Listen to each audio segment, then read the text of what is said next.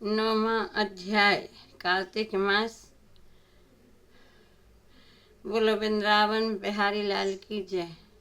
राजा पृथु ने कहा, हे नारद जी, आपने कार्तिक मास के व्रतों में तुलसी की जड़ में भगवान विष्णु का निवास बताकर उस स्थान की मिट्टी का पूजन बतलाया है।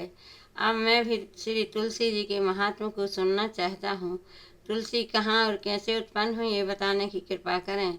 नारद जी ने कहा, हे राजन, एक समय जब देवगुरु बृहस्पति और देवराज इंद्र कैलाश पर्वत पर शंकर जी का दर्शन करने के लिए गए तो शंकर जी ने उनकी परीक्षा ली। उन जटाधारी दिगंबर ने उनका मार्ग में ही अनुरोध कर डाला।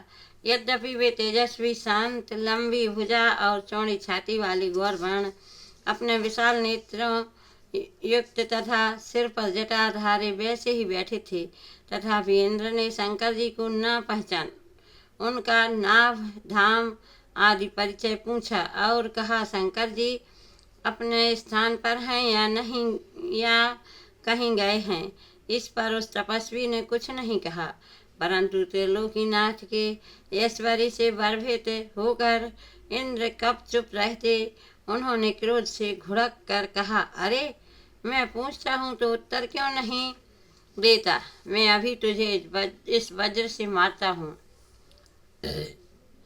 फिर देखता हूँ तुझ दुर्मति की रक्षा कौन करता है। फिर ज्यों ही दिगंबर को मारने के लिए हाथ में वज्र लिया, त्यों ही भगवान शंकर ने वज्र सहित उसका हाथ स्तंभित कर दिया और विकराल नेत्र कर ज्यों ही उसे देखा तो ऐसा विदित हुआ मानो वह दिगंबर प्रज्वलित हो उठा है और तेज से जला देगा। भुजाएं स्तंभित होने से इंद्र के क्रोध और दुख का अंत न रहा, परंतु ज्यों ही बृहस्पति जी ने उसको प्रज्वलित देखा, त्यों ही अपनी बुद्धि से उनको भगवान शंकर जानकर प्रणाम किया और इंद्र को भी उनके चरणों में गिराया। फिर बृहस्पति जी बोले, हे दीनानाथ, अपना क्रोध रोक कर इंद्र का अपराध क्षमा कीजिए। बृहस्पति जी के वचन सुनकर महेश्वर गंभीर वाणी में बोले, मैं अपने नेत्रों से निकले क्रोध को कैसे रोकूं।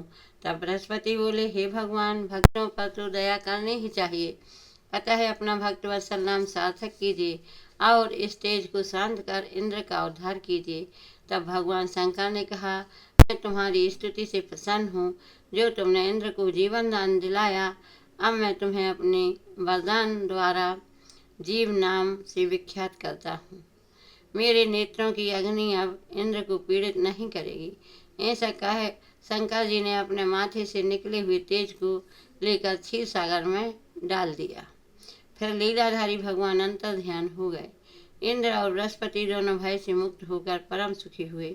इस प्रकार जिनको जानने की इच्छा थी उन्हें जानकर इंद्र और बृहस्पति अपने स्थान को चले गए। बोलो वृंदावन।